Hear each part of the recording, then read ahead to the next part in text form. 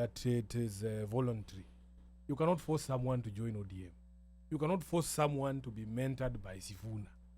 In fact, if you look at some of the leading lights of the Gen Z movement, they have been very hostile to politicians, you know? Yes. Mm-hmm. And they create this impression that we are somehow desperate for them or desperate for their support.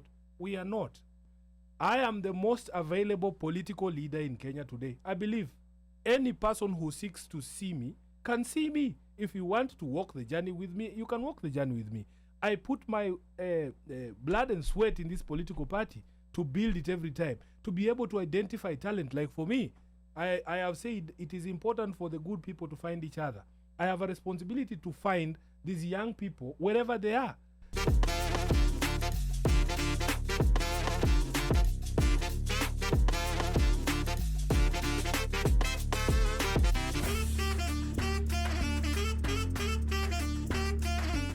Hello.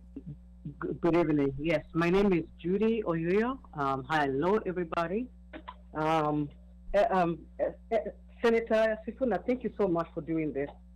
I missed you on Saturday because I had to go for some prayers somewhere, but thank you so much for what you're doing. This is very important. Thank you. My question is, being that the Gen Zs are so vocal and they are so young and there are so many ideas, why can't ODM work with them? And that's what I was talking about, mentorship.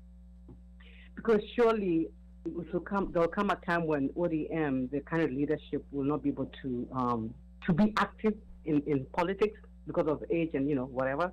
So why can't you, together with the leadership of ODM, mentor these Gen Zs like Samuel, Makoure, Anita Barasa, and Wanjira, because they have so many great ideas, and so that way you can actually work with them, give them jobs, so that they see the importance of why they have to believe in what they're doing, because they really have made a difference.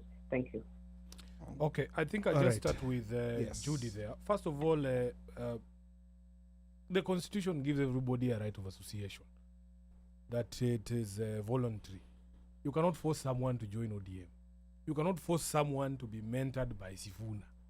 In fact, if you look at some of the leading lights of the Gen Z movement, they have been very hostile to politicians, you know? Yes. Mm-hmm. And they create this impression that we are somehow desperate for them or desperate for their support. We are not. This support should be mutual. It should be mutually beneficial. You should want to be around me. I should want to be around you. Nobody is going to force these issues, you know? And for me, really, I have never used some of the language I see some members of the movement using against political parties, using against us, using against me. For me, I want to build a national political party. Every single person is welcome to ODM. A person joining your movement can only make the movement stronger. And if you want to build anything of a sort of political movement that we need in the country, you cannot be exclusionist. You cannot say tall people cannot join ODM, or short people, or fat people, or thin people. I shouldn't use some of these words in the US. Yeah. Yes. By the way, let me take them back. You can't say that people of a certain disposition should not join my political movement, because every single person has a vote. I am the most available political leader in Kenya today. I believe any person who seeks to see me can see me. If you want to walk the journey with me, you can walk the journey with me.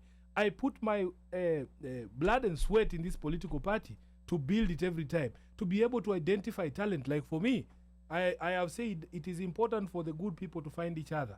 I have a responsibility to find these young people wherever they are.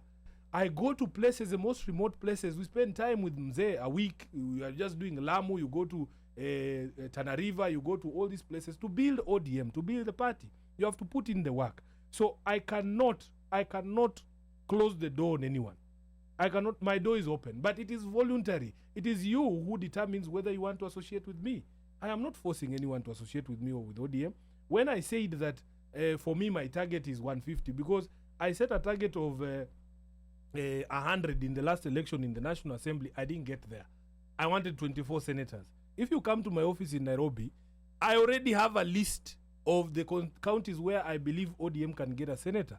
There are counties that we got a governor. We don't have a senator. It doesn't make sense for me. Kakamega, Kajiado, you go all the way to Tana River.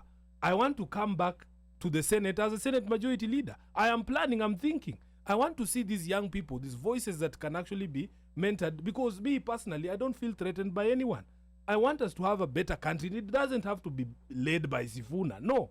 For as long as you have a good person in power, it works for all of us. Like you said, there's people who just want to go about their lives. But you can't have a government that interferes with even your ability to be able to make money to feed your families. It affects all of us. So for me, I have an open invitation. Any single Kenyan who wants to associate with Sifuna, wants to associate with ODM, who wants to associate with a party, is free to join. By the way, there are almost 100 political parties in Kenya. Ziko nyingi, yeah. Ziko nyingi. Lakini sisi upigwa tu. Yeah. Sisi tu ndio upigwa mijeledi kwa kila bahali. Number 2, nimezungumzia issue ya direct tickets. Si ndio?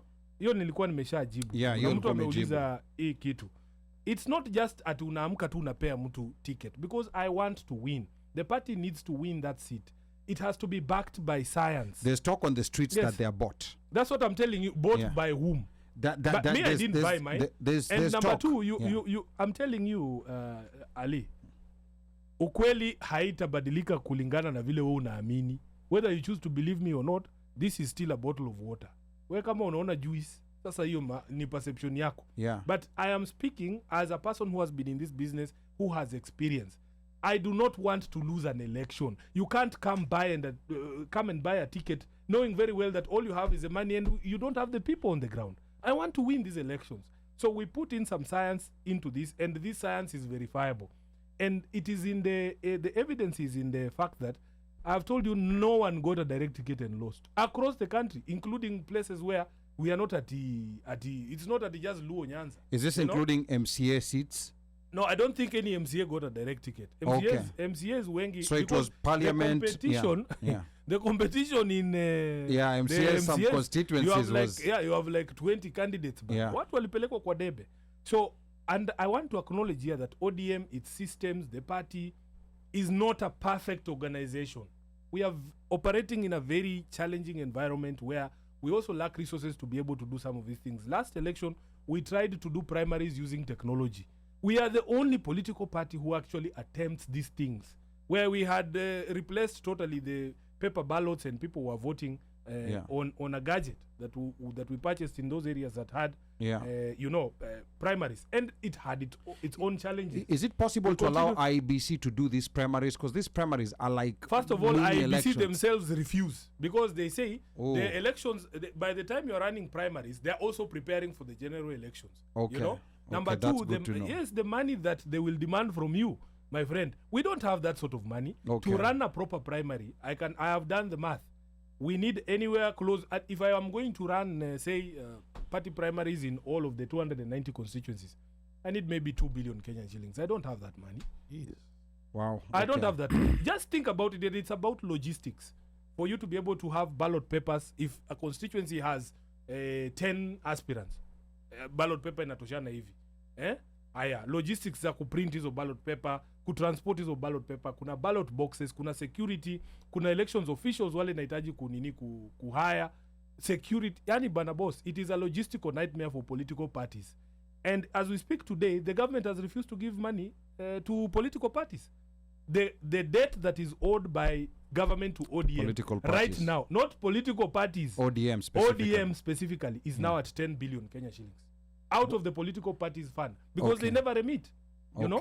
So when we talk about these challenges, it's not to make excuses, but it is to give you an understanding of the sort of environment that we're working with and how hard we are trying for some of these things to be done.